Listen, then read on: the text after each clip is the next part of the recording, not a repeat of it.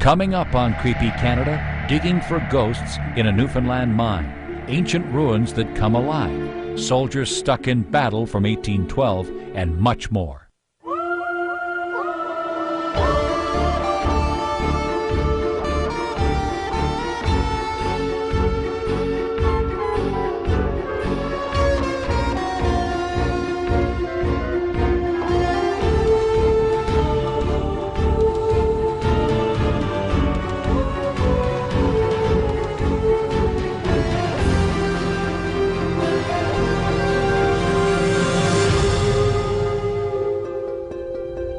In the 1940s, Newfoundland's Bell Island mines were the lifeblood of the community, employing thousands of local men.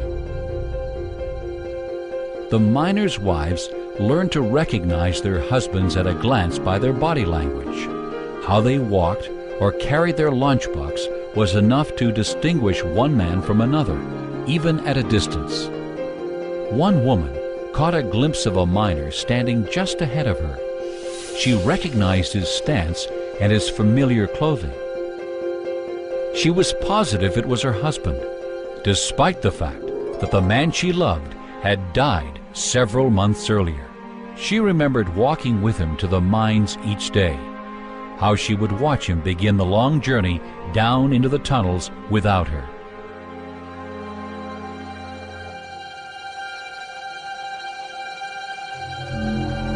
Then she recalled hearing the horrible news.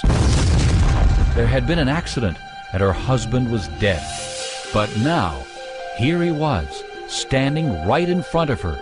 She was sure of it. She walked towards him, knowing it was impossible, but wanting so desperately to believe.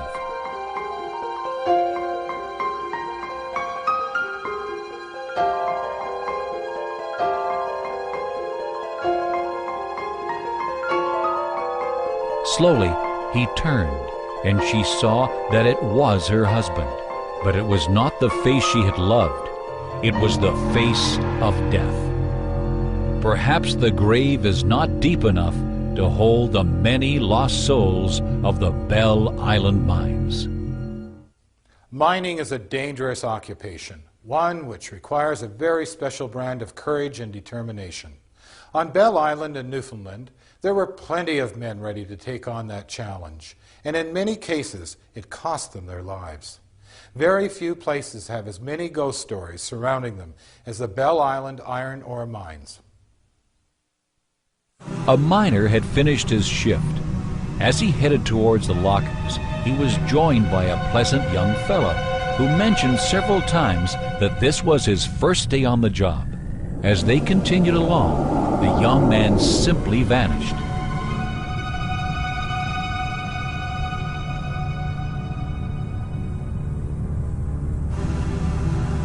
The confused miner approached a co-worker and told him what had just happened. His friend told him the story of a young miner. On his first day of work, he was put on scraping duty and was responsible for removing any loose rock from the recently dug tunnels. He was struck by some falling stones. Though bruised, he believed the injury to be minor, so he continued with his work, eager to make a good impression.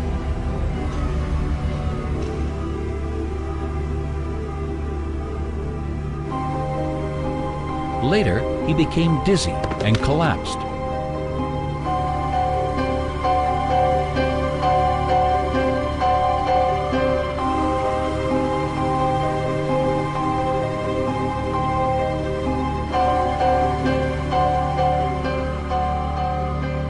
Before anyone could help him, he died of a massive concussion. Since that day, miners had been approached by the spirit of this young man, always cheerful, but disappearing the moment they reached the entrance to the tunnel where the fatal accident occurred. Men who come up at the mines afterwards who were hired on over the years, they would find themselves walking and talking to a young man who was 18 years of age. And that happened to so many men on so many different occasions that number 2 mines actually shut down.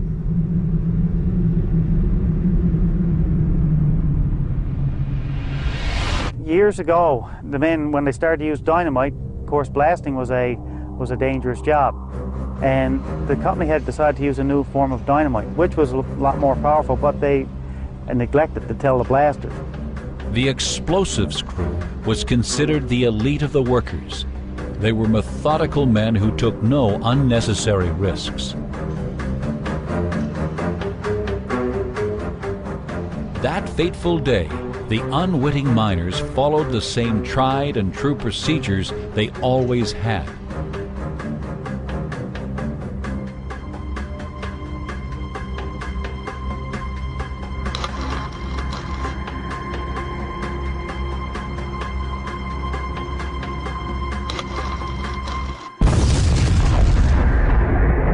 The ensuing blast had twice the expected power.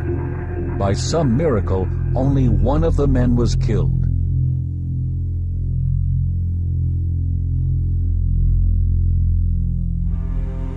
After a long recuperation, the survivor went back to work in the mines and even considered returning to explosives work. He was shocked to see the figure of his dead blasting partner. His face still bore the scars caused by the explosion.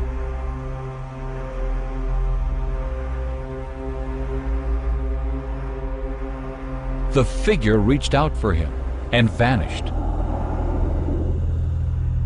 The survivor never touched a stick of dynamite again. An awful lot of men who worked in the mines saw this young man, right, and saw different young men who were killed in the mines.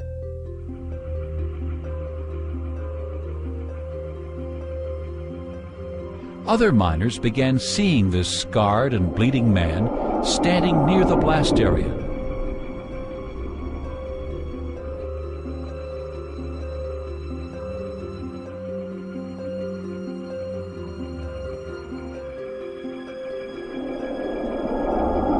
Only to have him disappear into the rocks. Even his own widow reported glimpsing her mutilated husband's spirit. There were an awful lot of men killed in the mines. There's probably somewhere close to 100 men that were killed. And one of the most famous stories that surround the mines are number 2 mines, where the men actually started to come up at the mines one night, and all the men that came up and left the mine were dead.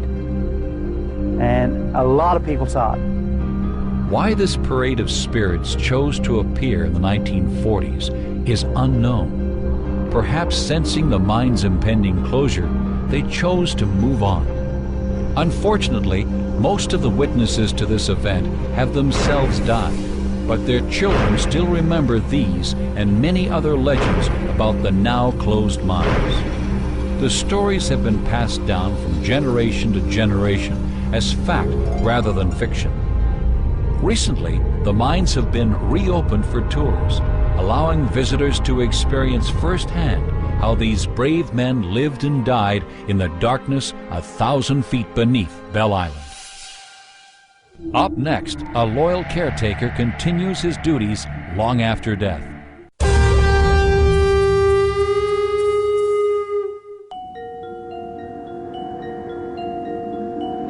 Hidden away in the wetlands of Manitoba, 50 kilometers north of Portage-la-Prairie, stands a remote research station.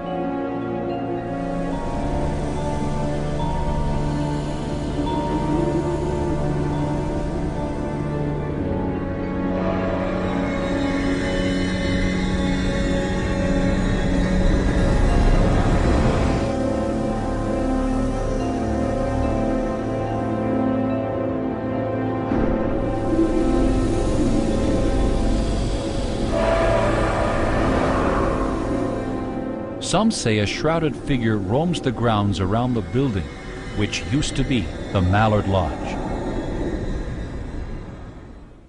The Mallard Lodge is located in the Delta Marsh, 50 kilometers north of Portage-la-Prairie. Originally a hunting lodge, it is now home to the Delta Marsh Research Station, part of the University of Manitoba. However, it seems there is one scientific anomaly at the lodge which science can't explain.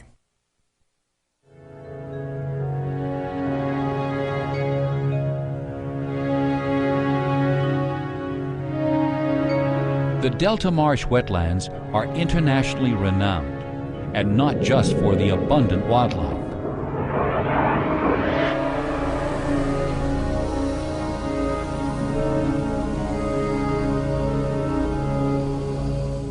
Hi, my name is Ginger Arnold, and I've been working here at the Delta Marsh University Manitoba Field Station for 3 years. And over the years, I've heard many ghost stories from people who have experienced them. Some people believe that there are ghosts here, and a lot of people have claimed to see ghosts.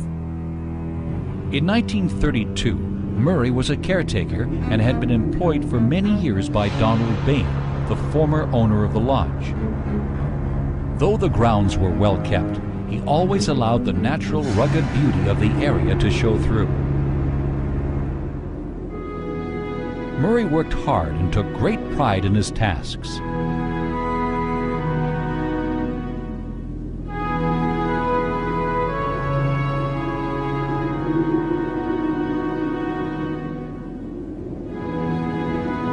Often, on his day off, he would go out onto the wetlands for the finest duck hunting in all of Canada, a pastime he truly loved.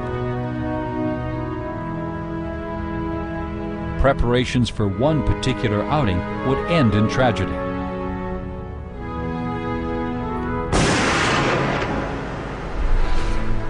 While cleaning his rifle, it accidentally discharged, killing Murray instantly.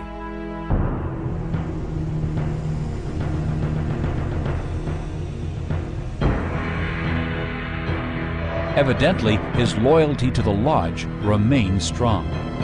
After the death of Mr. Bain in 1962, the lodge became the property of the province of Manitoba. In 1966, the University of Manitoba acquired the lodge and the surrounding lands, transforming it into the Delta Marsh Research Station, open to senior researchers and students alike. I guess the most prominent story would be a friend of mine, Adrian Robertson, when he, encountered something here. And there was a figure in the window. So the first thing Adrian did was, once he got in, and it's such an old building, he just came in and stopped and listened. And then went into room 3 and found nothing. There was nobody under the beds, in the closet, or anything.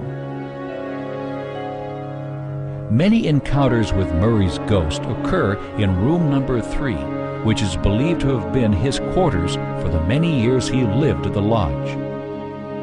After a long drive through the night, a researcher arrived at the lodge, dreary and tired. He was given room number 3. Anxious for sleep, he didn't even change his clothes. He just fell onto the bed and started to drift off.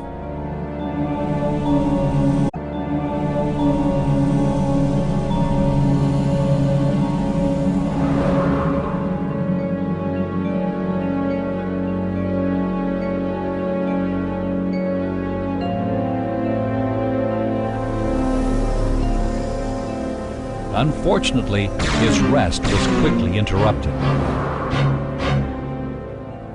Too frightened to return to his room, the researcher tried desperately to keep himself awake.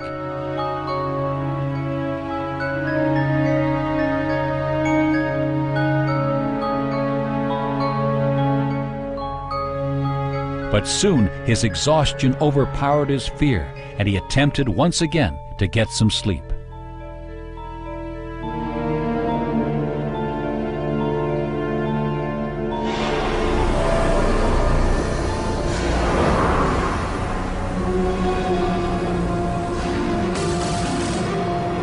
However, his efforts were in vain. Although Murray loved his former place of employment, he seems upset with the many visitors frequenting the lodge. Perhaps he feels they are disrupting his peaceful home, especially when they are staying in room number 3. Sightings of Murray are common at the old Mallard Lodge. The feeling of being watched has become normal. Reported visions of a faint, hooded figure wandering around are not unusual.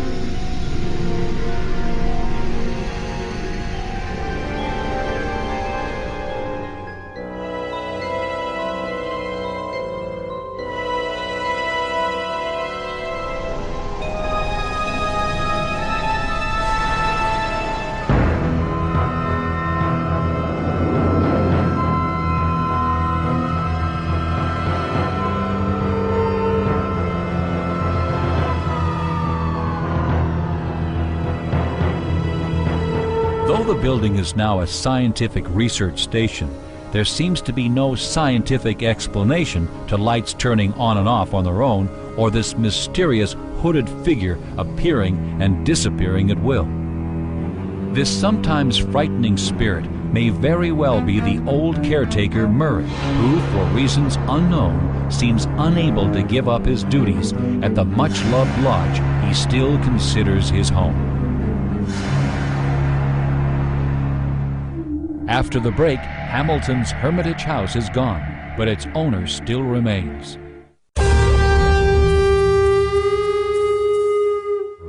The remnants of a once great mansion, christened the Hermitage by its builder, still stand in Hamilton, Ontario. Destroyed by fire in the 1930s, the ruins are a mere shell of the splendor that once was.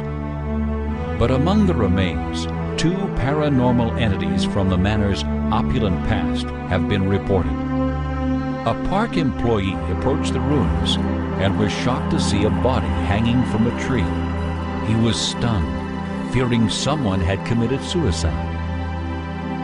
The figure swayed in the wind and then vanished. The terrified employee ran. Later, he learned there had been a suicide at that very spot, but he was over a century too late to have stopped it.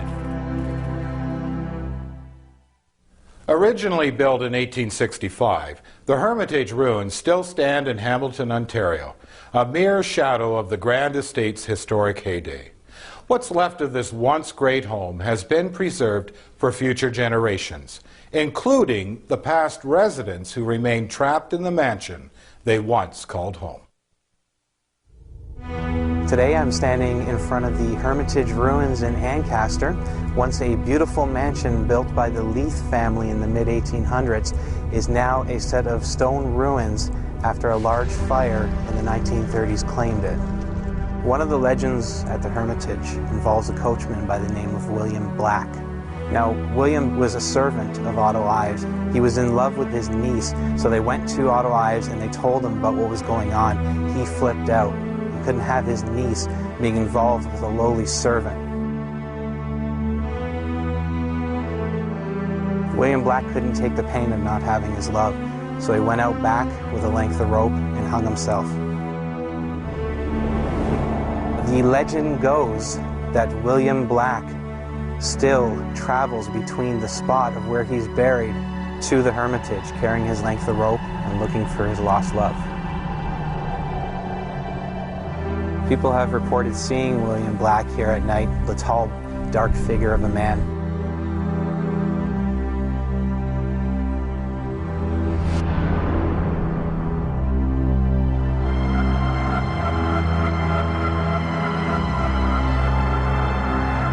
They've seen him disappear, but also we've gotten reports of people who saw him, got scared, and turned around and quickly went the other way. Well, I've always felt that there's a lot of energy at the Hermitage. Not all good energy, there's a lot of negative energy here. I had an unusual experience after one of our ghost walks. I had to go around the one side of the Hermitage to call the people who were kind of milling around back to come back out because the security guards couldn't lock the gate. So I ran around the right side of the Hermitage and I saw two people, looked like they were dressed in black, but it was very dark. Right after I called out to them, as if they didn't really hear me, they started turning and going towards the forest. I was a little bit confused at that point, so I called out again. I said, "We have to go, they're going to lock us in." And they walked right out into the forest, so I ran over there. I shone the flashlight out and there was nobody there. I can't say I was threatened by the two ghosts I saw, but definitely when I come back here at night, it's the first thing that pops up into my mind. This second ghost is described as an elderly woman, and many believe her to be the spirit of Alma Dick Lowder, the last owner of the Hermitage Mansion. Alma Dick Lowder bought the mansion off of her family and fell in love with it. This is where she wanted to stay. After it burned down in the 1930s, she was so adamant about staying on this land, she actually set up a tent in front of the ruins and lived in that tent with her crippled dog until her death in the 1940s. Alma loved her home so much that she may have stayed on long after her death. This spirit possesses a unique ability. It seems to be able to control what others see. An engineer traveled to the hermitage, eager to study the building's foundation. He did not find the ruins he expected. Instead, there was a ghostly image of a stone mansion in full splendor, drifting in and out of focus like a mirage. As he approached, the building returned to its ruined state. The man heard a sound behind him and turned to find an elderly woman staring at him curiously. Perhaps she wanted to offer a brief glimpse of the building as she remembered and loved it. And then she vanished. The terrified engineer had no desire for any further exploration. The skeletal remains of the once proud Hermitage Mansion still stand, now home only to these two spirits. One, a man who loved a woman so deeply he could not bear to live without her. The other, a woman whose devotion to the manor was so strong that death could not take it away from her. Thousands visit the ruins each year, but a fortunate few may, if the spirit is willing, catch a glimpse of the splendor which once was. Coming up, dead but not buried in Montreal.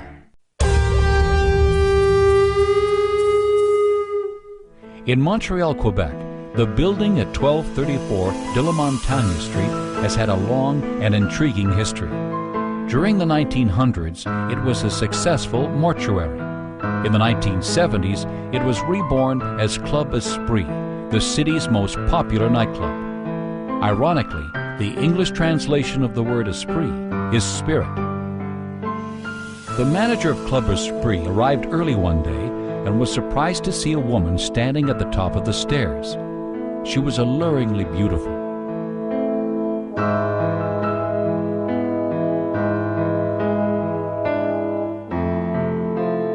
She smiled at him and slipped away. Curious, he followed her through the club, all the while wondering how she had gotten into the locked building. Many employees had reported strange events in the club, but the manager had yet to experience anything unusual himself. Cautiously, he approached the mysterious woman, not wanting to startle her.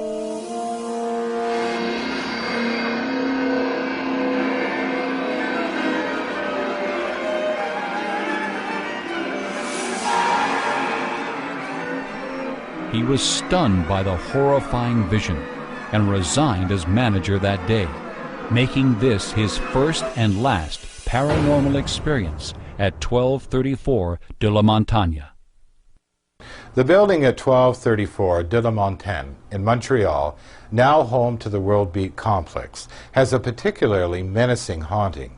These are not passive ghosts, but aggressive apparitions whose physical appearance embodies our darkest fears. The 1234 de la Montagne used to be the funeral home that was very well known around the whole Quebec province. But when it closed down, rumors circulated about necrophilia, which was never proven. Perhaps the spirits of those people whose bodies were defiled here have not been able to rest in peace. It's possible that the perverse events of the past have left a negative, supernatural energy in the present, which manifests itself in these nightmarish apparitions of the dead. Supernatural energy in the present, which manifests itself in these nightmarish apparitions of the dead. During 1234 de la Montagne's period as Club Esprit, a hostess came face to face with the ghosts of the building's dark period as a mortuary.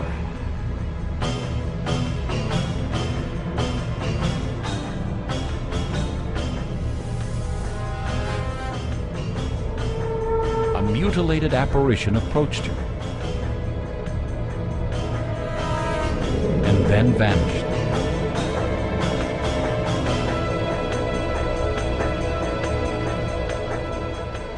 Suddenly, it reappeared over the landing, just a few feet away from her.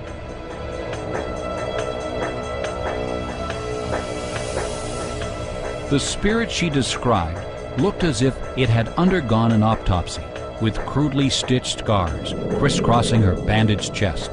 It was a horrifying sight.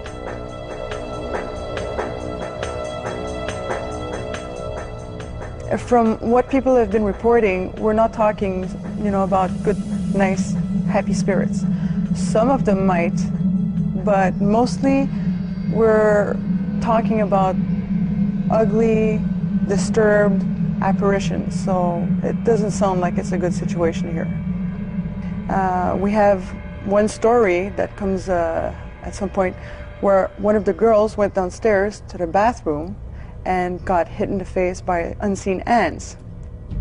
The ladies' room was the scene of many frightening encounters at Club Esprit. There were reports of entities that seemed to shift from vaporous matter to solid flesh at will. These were not calm spirits, but angry and violent apparitions.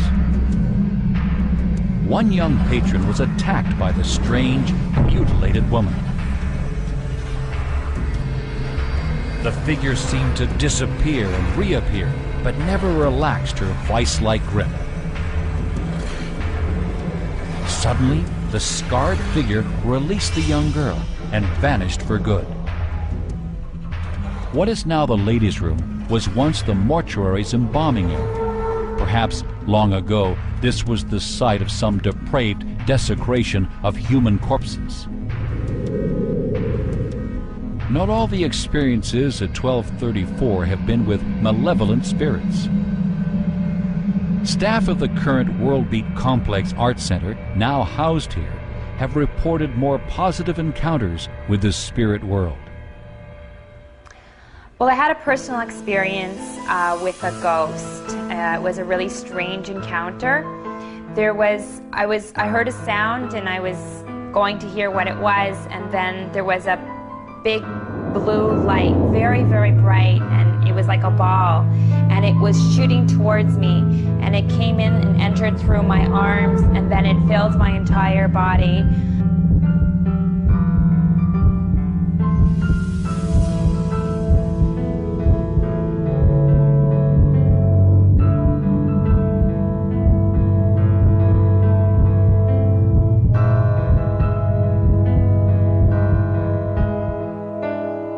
So after that, I couldn't believe it, but I didn't realize it was a ghost until after it escaped and it left my body. But it was a really crazy and overwhelming experience that I've never ever felt before. Okay, I think that there were more ghosts before. We actually had to hire a professional witch who came in, and she performed some cleansing ceremonies. But I still think that even after she got rid of a lot of them, that there were still some ghosts that stayed. I think that there will always be ghosts that feel home here, and that they're going to always be here. I believe that the ghost activity has subsided here because it was abandoned for 8 years. It was abandoned for 8 years because a lot of the businesses that opened here had suffered already with, problems with their business because of the haunting activity here, which was not good. Possibly it subsided also because there was no human activity here to disturb the spirits themselves. As this building will progress, if people could start coming in, if it's more active, I believe that yes, it could come back. It could possibly restart the activities as it used to be. The new owners have had nothing but benign encounters with the resident ghosts and hope the darkness that has long surrounded this building has finally moved on. But perhaps the evil entities are simply lying in wait, plotting their new reign of terror on the living at 1234 de la Montagne. When we return, 3 phantom soldiers who still stand guard.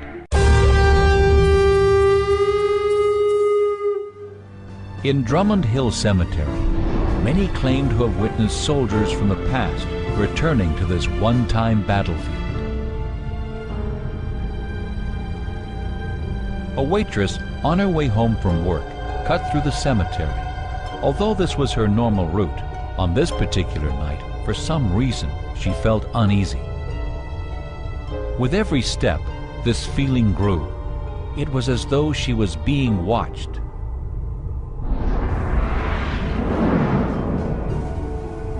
She stopped for a moment and looked behind her, and though she saw nothing, she was unable to shake this sense of fear.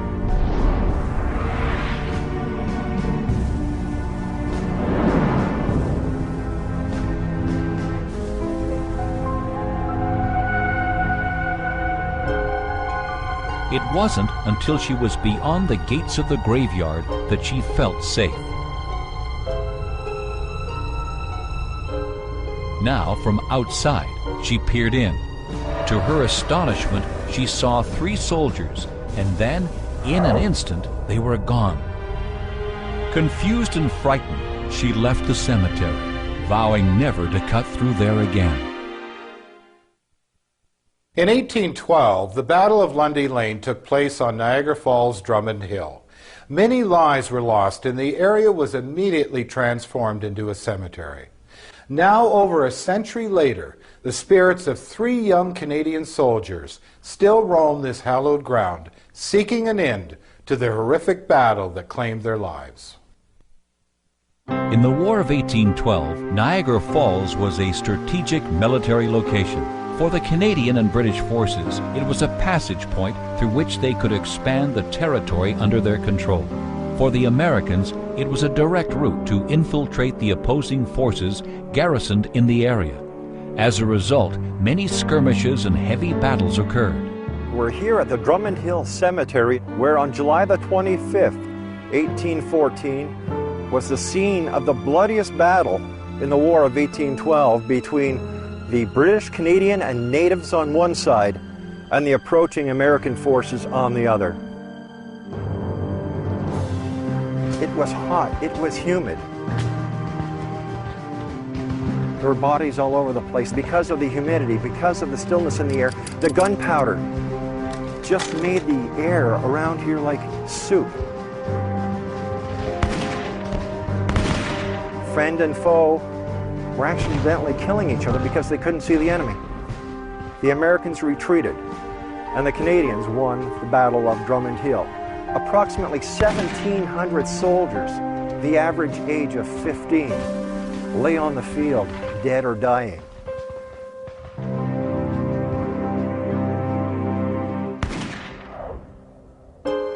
One day, a local man took his normal shortcut through the cemetery to get home. He had heard countless stories about the legend of Drummond Hill, but never believed them. In the distance, he saw a strange male figure, then another, and yet another. Then, as quickly as they had appeared, the 3 soldiers vanished.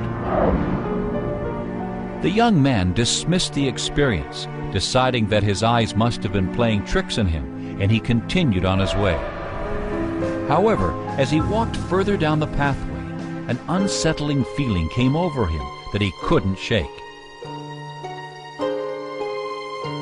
When he glanced back, he saw the same 3 ghostly soldiers advancing toward him. At first startled, then frightened, he ran off in an attempt to escape the gun-wielding trio. He stopped for a moment to glance back at his pursuers. The 3 spirits were still right behind him. He sprinted away as fast as he could and never looked back again. The individual identities of these 3 soldiers remain a mystery. It is believed that they died at the Drummond Hill battle, protecting the British line. Perhaps they were 3 friends, fighting and dying side by side. Over the years, the Drummond Hill Cemetery has become somewhat of a tourist destination for Americans and Canadians alike. But recently, a new kind of tourist has shown up here, the ghost hunter, the paranormal seeker, the researcher. There have been specters of lights photographed. There have been soldiers as if standing guard over certain tombstones. Truly, this has got to be one of Canada's most haunted graveyards. This unlikely tourist destination attracts thousands of history and war enthusiasts every year. One such visitor came to admire the graveyard's historic headstones. However, on this night, he would encounter more of the past than he had bargained for. However, on this night, he would encounter more of the past than he had bargained for.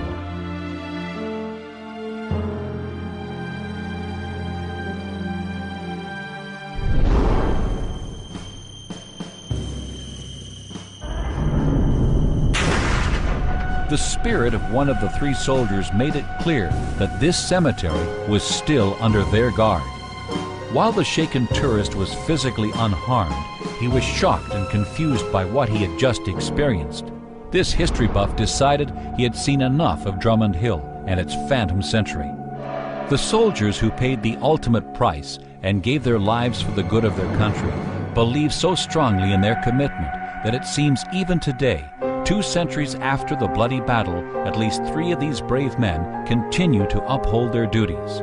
And according to many visitors, startled by the ghostly trio who protect the cemetery, they should still be commended for a job well done. Up next, bright lights, big ghost, and terror on every floor.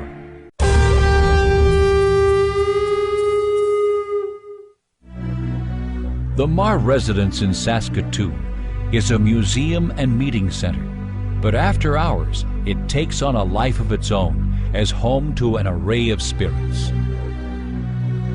A staff member had stayed late, finishing notes after a board meeting.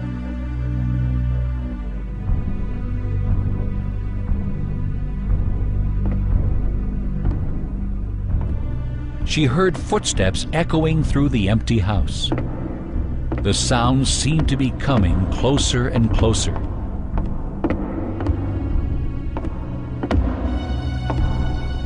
She was shocked when a man stepped into the doorway. He was pulling on a pair of white gloves. His body was transparent, and he began to almost vibrate, as if being electrocuted. She knew this was not an actual human being, but some sort of apparition. Then the strange man walked away. Frightened but curious, she followed.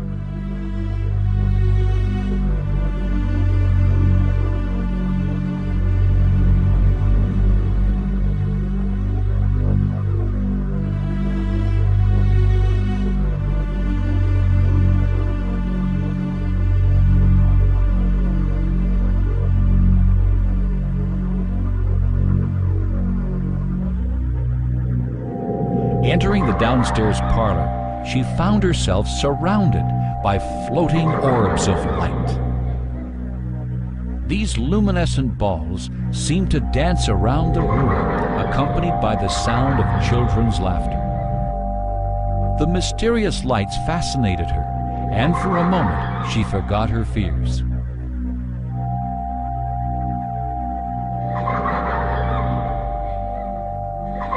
Until she turned and saw the man from upstairs outside the window. His expressionless stare sent a shiver up her spine. And as her terror intensified, she ran away in fear. Saskatoon's Marr residence is one of the most unique and historically important houses in Saskatchewan. It is also haunted. Ironically, this very small home houses 3 distinct and separate ghostly entities.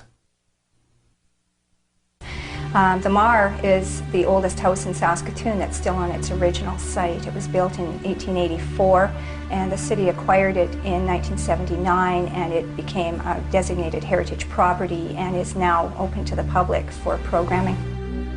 There was a group of school children that came through the building one summer, and one of their chaperones was a woman who was psychic, and she was very intrigued by the possibility of ghosts, and actually came back later and walked through the house with us and described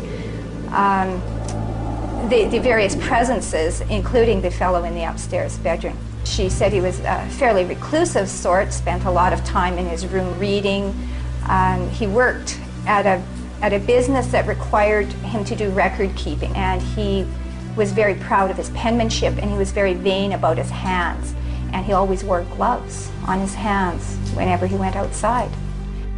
The antique desk that was once in the upstairs bedroom is now displayed in the parlor. This may explain why the ghost has begun to appear downstairs. For a quiet, educated man, this writing table was most likely where he felt at home. Following a function, another staff member heard sounds coming from the parlor. She saw a young man sitting at the desk. When he saw her watching him, he immediately stopped what he was doing, picked up his white gloves, and walked off into the corner of the room, out of her sight. She went over to investigate, but found the room was empty. But the most startling part of the encounter was the desk itself. The woman watched in amazement as all the items began to disappear, one by one. And then the writing table closed up on its own. The room had returned to normal, but she couldn't shake the feeling that there was still something there with her. When you look through the Henderson directories for the years 1909, 1910, there's a fellow named Charles Gathercole who lives at this address. And Charles Gathercole works as a clerk in a business on Broadway, 2 blocks east.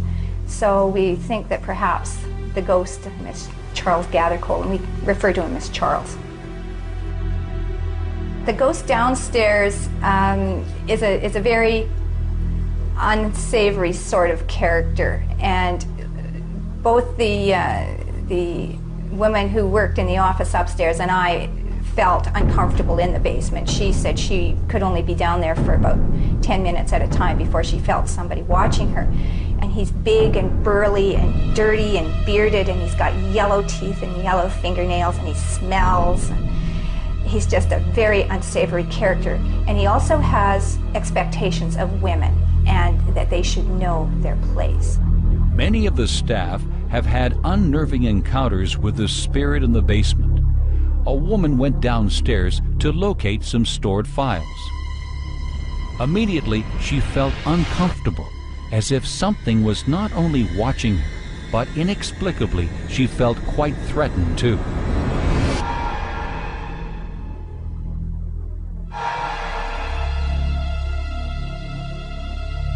Something began to pull at her purse.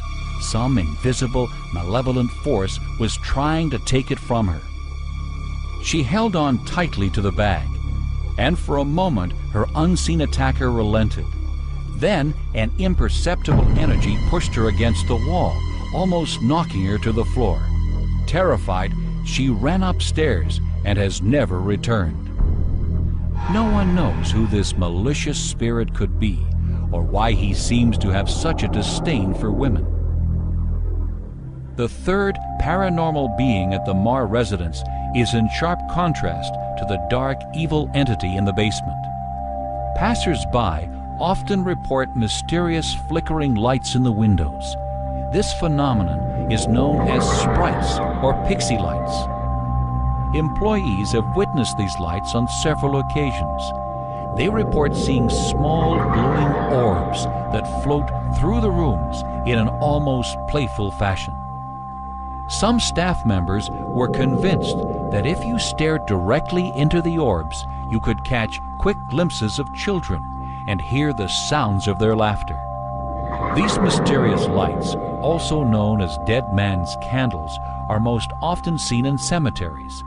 Native Indian legend suggests they were there to guide the recently deceased through limbo and onto the other side. Perhaps before the Saskatoon area was settled by Europeans, indigenous people used this spot as a burial ground. The ghosts of the historic Marr residence are truly a unique combination. Trapped in this small space are childlike balls of light, a quiet, solitary man, and an embittered brute that dwells in the basement. Why such a diverse group of spirits have chosen to share this home remains a mystery. Perhaps the floating orbs are really mystic guides trying to lead the other two souls beyond the confines of Earth and into the freedom of the afterlife.